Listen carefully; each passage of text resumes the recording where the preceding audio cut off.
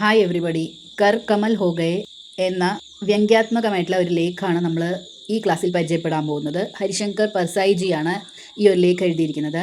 അപ്പോൾ നമുക്ക് ആദ്യം ഹരിശങ്കർ പർസായി ജിയുടെ കുറിച്ച് ഇൻഫർമേഷൻസ് ചേർത്തിട്ടുണ്ട്, അത് നമുക്ക് പരിചയപ്പെടാം. അദ്ദേഹം ജനിച്ചിരിക്കുന്നത് 22 ഓഗസ്റ്റ് 1924 അദ്ദേഹത്തിന് മൃത്യു സംഭവിച്ചിരിക്കുന്നത് 1995 അദ്ദേഹം എഴുതിയ ഒരുപാട് പ്രമുഖമായിട്ടുള്ള രചനകളുണ്ടെങ്കിലും അതിലെ ചിലത് മാത്രമാണ് ഹസ്തേ ഹേ റോത്തെ ഹേ, ജैसे ഉൻകെ ദിൻ ഫിരെ, പ്രേംചന്ദ് കെ ഫട്ടേ ജൂത്തെ, ऐसा भी सोचा जाता, വൈഷ്ണവ് കി ഫിസ്ലൻ, വിക്ലാംഗ്, ശ്രദ്ധ കാ ദോർ. പർസായി ജി ഒരു ലിറ്റററി മാഗസീൻ്റെ ഒരു എഡിറ്ററായിരുന്നു, ഫൗണ്ടറായിരുന്നു. അതിൻ്റെ പേരായിരുന്നു വസുധ. അതാണ് പർസായി ജി സാഹിത്യക് പത്രിക വസുധ കെ സംസ്ഥാപക് ഓർ സമ്പാദക് थे. പ്രമുഖ സമ്മാൻ അദ്ദേഹത്തിന് കിട്ടിയിരിക്കുന്നത് 1982 സാഹിത്യ അക്കാദമി പുരസ്കാരമാണ്. हरिशंकर परसाई हिंदी के कवि वो मशहूर हस्ती हैं जिन्होंने अपनी लेखनी के दम पर व्यंग्य की एक विधा के तौर पर मान्यता दिलाई है. അതായത് ഒരു ഫേമസ് ഫിഗറാണ് ഹിന്ദി ലിറ്ററേച്ചറിൽ തന്നെ. അപ്പോൾ അദ്ദേഹം സട്ടൈറിക്കലായിട്ടുള്ള രീതിയിൽ ഒരു ജോണ്ടറിലാണ് എഴുതിയിരുന്നത്. ഹിന്ദിയിൽ സട്ടൈറിക്കൽ റൈറ്റിംഗ് ഒരു ജോണ്ടറായിട്ട് മാറിയത് തന്നെ ഹരിശങ്കർ പർസായി ജിയുടെ എഴുത്ത് കാരണം കൊണ്ടാണ് അതിന് ഫെയിം കിട്ടിയിരിക്കുന്നത് എന്നാണ് പറയുന്നത്. उन्होंने अपने व्यंग्य लेखन से लोगों को गुदगुदाया और समाज के गंभीर सवाल को भी बहुत सहजता से उठाया. അതായത് അദ്ദേഹം സട്ടൈറിക്കലായിട്ടുള്ള രീതിയിൽ ആൾക്കാരെ ചിരിപ്പിക്കുകയും ചെയ്തിരുന്നു. അതുപോലെ തന്നെ സമൂഹത്തിൽ അന്ന് കാലത്ത് നിന്നിരുന്ന ഗൗരവമേറിയ പ്രശ്നങ്ങൾ അതിനെതിരെ ഉള്ള ചോദ്യങ്ങൾ ഉയർത്തുകയും ചെയ്തിരുന്നു എന്നാണ് പറഞ്ഞിരിക്കുന്നത്. ഓക്കെ, അപ്പോൾ ഇനി നമുക്ക് ഷോർട്ടായിട്ടുള്ള രീതിയിലുള്ള ഒരു സമ്മറിയിലേക്ക് കടക്കാം. കർ കമൽ ഹോ ഗയെ एक व्यंग्यात्मक ലേഖാണ്, ഒരു സട്ടൈറിക്കൽ റൈറ്റിംഗ് ആണ്. കർ കമൽ ഹോ ഗയെ ഒരു ആക്ഷേപഹാസ്യ ലേഖനമാണ് എന്നാണ് പറയുന്നത്. യഹ ലേഖ് രാജ്നീതി, സമാജ്, ധർമ്മ और വ്യക്തിഗത ജീവൻ സഭി മേ ചിപ്പേ ദോഹരേപ്പൻ കോ ഉജാഗർ കർത്താ ഹെ. അതായത് ഈ ഒരു ലേഖനത്തിൽ തന്നെ അദ്ദേഹം സമൂഹത്തിൽ നിലനിന്നിരുന്ന, മതത്തിൽ നിലനിന്നിരുന്ന, അതേപോലെ വ്യക്തി ജീവിതത്തിൽ ഒളിഞ്ഞു നിന്നിരുന്ന ഇരട്ടത്താപ്പാണ് തുറന്നു കാട്ടിയിരിക്കുന്നത് എന്നാണ് പറഞ്ഞിരിക്കുന്നത്.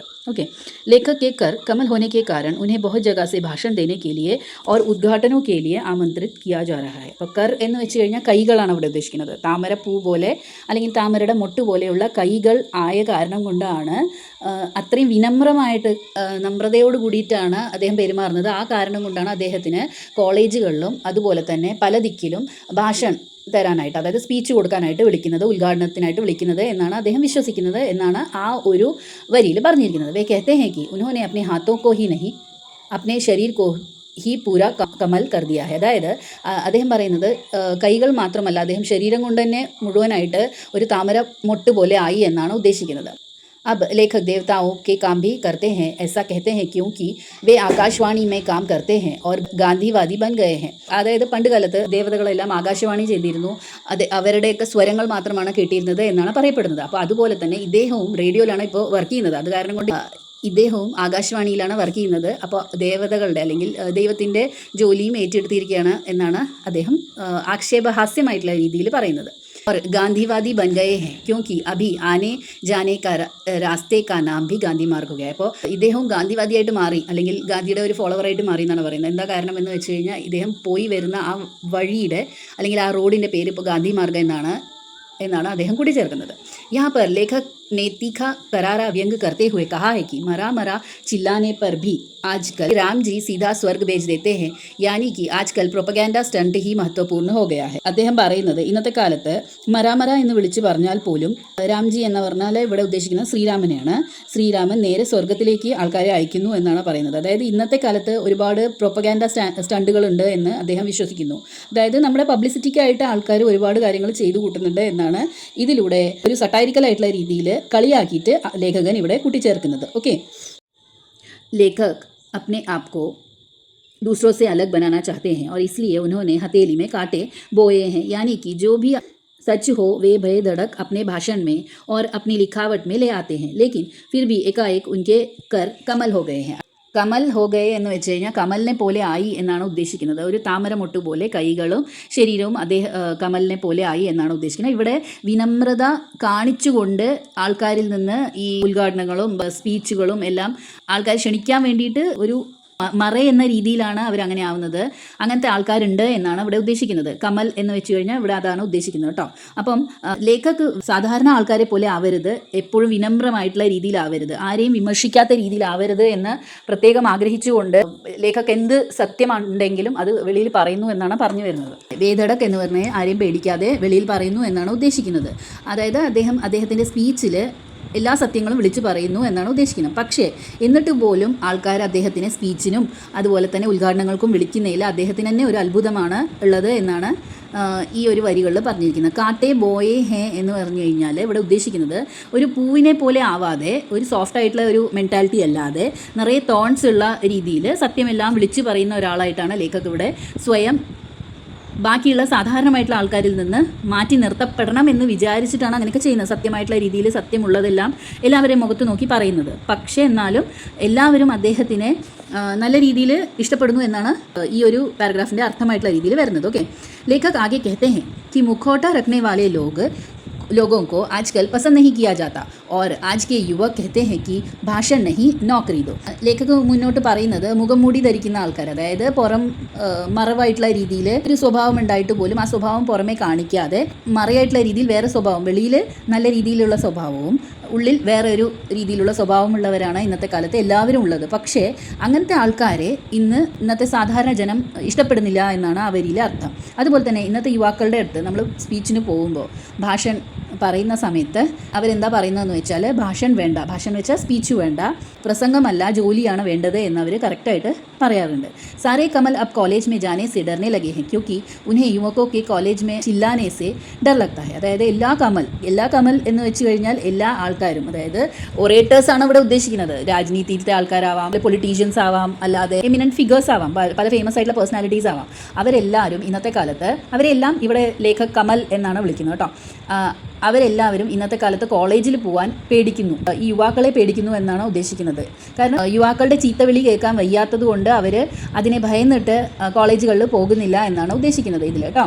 ऐसे ही एक कमल जो कल अपनी चिकनी चुपड़ी अच्छी बातों से पिट गए थे आज विदेशी अतिथि का स्वागत करने पहुंच गए हैं. അതായത് ഈ ഒരു വരിയിൽ പറഞ്ഞിരിക്കുന്ന ഒരു കമലിനെ കുറിച്ചിട്ടാണ്, ഒരാളിനെ കുറിച്ചിട്ടാണ്. അതായത് ഇന്നലെ ഇതേപോലെ കുറേ നല്ല നല്ല വാക്കുകളും ആൾക്കാരെ പ്രശംസിച്ചുകൊണ്ടുള്ള പ്രസംഗം എല്ലാം കൊടുത്ത് അദ്ദേഹത്തിന് അടി കിട്ടിയെന്ന രീതിയിലൊക്കെയാണ് ലേഖക് ഇതിൽ പറഞ്ഞിരിക്കുന്നത്. അപ്പോൾ നല്ല വാക്കുകൾ പറഞ്ഞിട്ട് പോലും അദ്ദേഹത്തിന് എതിർപ്പ് നേരിടേണ്ടി വന്നു ഒരു കമലിന്. ആ കമലാണ് ഇന്ന് വിദേശി ഗസ്റ്റ്, അതായത് ഫോറിനിൽ നിന്ന് വന്നിരിക്കുന്ന ഒരു ഗസ്റ്റിനെ സ്വീകരിക്കാനായിട്ട് പോയിരിക്കുന്നത്, സ്വാഗതം ചെയ്യാനായിട്ട് പോയിരിക്കുന്നത് എന്നാണ് ആ വരിയിലെ അർത്ഥം. ഉൻകി സാരി ബാത്തേ तो अखबार में नहीं छपेंगी लेकिन कमल वाला कहता है कि उसकी शर्म 20-22 साल की हो चुकी है और उसे शादी कर ले जाओ. അതായത് ഇവിടെ ശരിക്കും പറഞ്ഞു കഴിഞ്ഞാൽ കളിയാക്കുന്നത് പോലെയാണ് ലേഖക് പറഞ്ഞിരിക്കുന്നത്.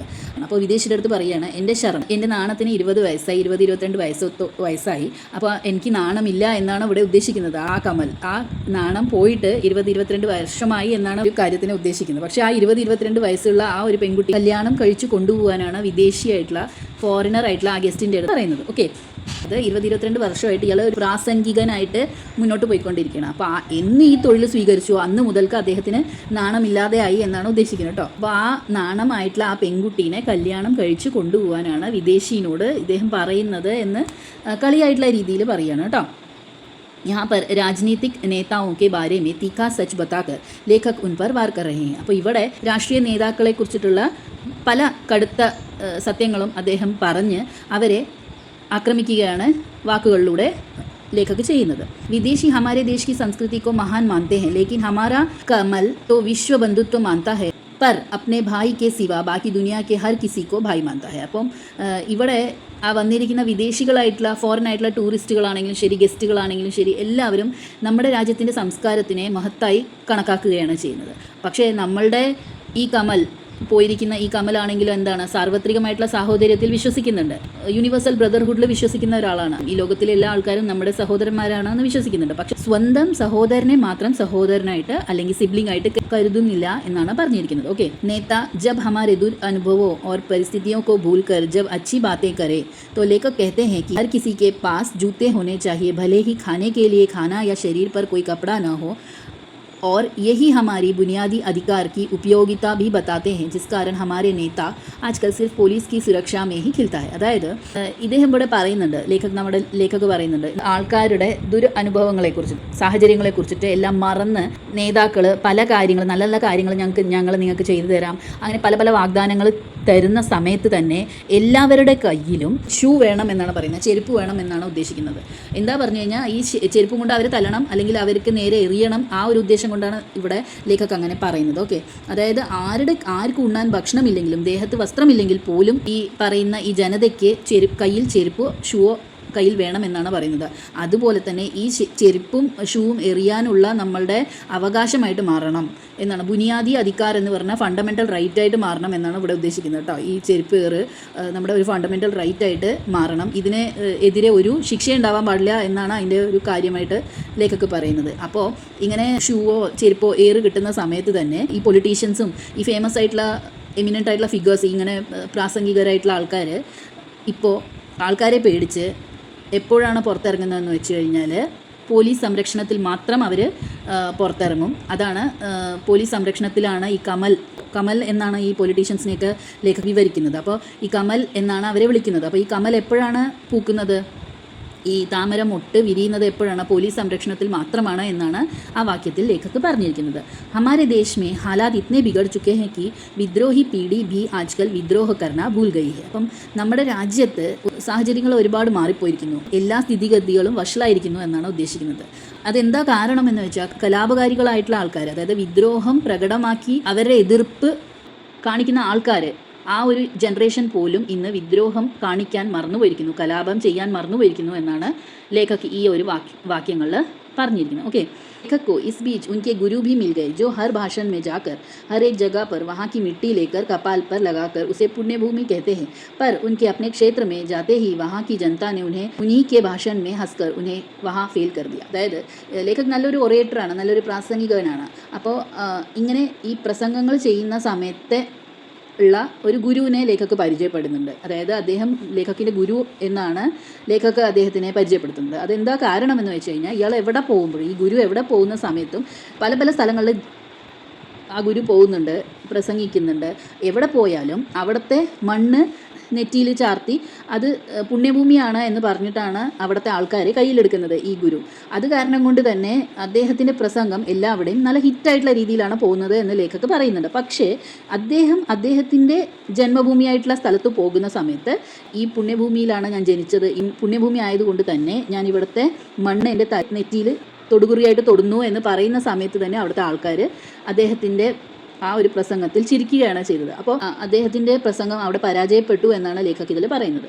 बुद्धिजीवियों के रुतबे के बारे में बताते हुए वे उन पर भी करारा प्रहार करते हैं और कहते हैं कि बुद्धिजीवी शेर तो हैं पर सियारों की बारात में बैंड बजाते हैं. അതായത് ബുദ്ധിജീവികളെ കുറിച്ചിട്ടും ലേഖക് ഇവിടെ വിമർശിക്കുന്നുണ്ട്. അതെങ്ങനെയാണെന്ന് വെച്ചാൽ സിംഹങ്ങളെ പോലെയാണ് ബുദ്ധിജീവികളെന്ന് ലേഖക് പറയുന്നുണ്ട്. പക്ഷേ ഈ സിംഹങ്ങളിലെ കുറുക്കന്മാരുടെ ഘോഷയാത്രയിൽ ബാൻഡ് വായിക്കുകയാണ് ചെയ്യുന്നത് എന്നാണ് ലേഖക് ഇവിടെ കൂട്ടിച്ചേർക്കുന്നത്. അപ്പം സിംഹങ്ങൾക്ക് അത്രേ ഒരു സ്റ്റാൻഡേർഡുള്ളൂ, സ്റ്റാറ്റസ് ഉള്ളൂ എന്നാണ് ലേഖക് ഇവിടെ കൂട്ടിച്ചേർക്കുന്നത്. ഓക്കെ, കളിയാക്കുകയാണ് ബുദ്ധിജീവികളെയും ലേഖക് ഇവിടെ ചെയ്യുന്നത്. അതായത് പലതരത്തിലുള്ള ബുദ്ധിമുട്ടുകൾ ആൾക്കാർ ഫേസ് ചെയ്യുന്നുണ്ട്, പലതരത്തിലുള്ള പ്രോബ്ലംസ് അവരുടെ ജീവിതത്തിലുണ്ട്. പക്ഷേ ആരും ഒന്നിനെയും എതിർക്കുന്നില്ല എന്നാണ് ലേഖകിൻ്റെ അമർഷം ഇതിൽ പ്രകടമാകുന്നത്. ഓക്കെ, इस लेख के द्वारा हरिशंकर परसाई जी ने गंभीर सच्चाइयों को हास्य के लहजे में बताने की कोशिश की है. അപ്പോൾ ഈ ലേഖനത്തിലൂടെ ഹരിശങ്കർ പർസായി ജി ഗൗരവമേറിയ സത്യങ്ങളാണ് പറയുന്നത്. പക്ഷേ നല്ലൊരു കോമഡി ആയിട്ടുള്ള രീതിയിൽ നർമ്മസ്വരത്തിലാണ് ഇവിടെ അവതരിപ്പിച്ചിരിക്കുന്നത് എന്നാണ് പറയുന്നത്. ജിസ്മേ समाज में व्याप्त ढोंग, दिखावे और कथित धार्मिकता पर करारा व्यंग्य किया है. ഈ ഒരു ലേഖനത്തിൽ തന്നെ സമൂഹത്തിൽ പ്രബലമായിട്ട് നിൽക്കുന്ന പലതരത്തിലുള്ള കാപട്യങ്ങൾ ഇതെല്ലാം കാണിച്ചിട്ടുണ്ടെങ്കിലും ഒരു ആക്ഷേപഹാസ്യമായിട്ടുള്ള രീതിയിലാണ് കാണിച്ചിരിക്കുന്നത്, ഒരു സട്ടൈറിക്കലായിട്ടുള്ള രീതിയിലാണ് ഇതെല്ലാം ലേഖക് നമ്മുടെ മുൻപിൽ കൊണ്ടുവന്നിരിക്കുന്നത് എന്നാണ് പറഞ്ഞിരിക്കുന്നത്. ഓക്കെ, ഇത്രയേ ഉള്ളൂ കർക്കമൽ ഹോഗയെ എന്ന ഈ ഒരു ലേഖിൽ പറഞ്ഞിരിക്കുന്നത്. ഇത് ഷോർട്ടസ്റ്റ് ആയിട്ടുള്ള രീതിയിലുള്ള സമറിയാണ്. അപ്പോൾ ഈ പറഞ്ഞിരിക്കുന്ന കാര്യങ്ങളെല്ലാം നിങ്ങൾക്ക് മനസ്സിലായെന്ന് വിചാരിക്കുന്നു. എന്തെങ്കിലും ഡൗട്ട് ഉണ്ടെങ്കിൽ തീർച്ചയായിട്ടും കമൻറ്റ് ബോക്സിൽ കമൻറ്റ് ചെയ്യൂ. എൻ്റെ വീഡിയോകൾ ഇഷ്ടപ്പെടുന്നുണ്ടെങ്കിൽ ലൈക്ക് ചെയ്യൂ, ഷെയർ ചെയ്യൂ, സബ്സ്ക്രൈബ് ചെയ്യൂ. താങ്ക്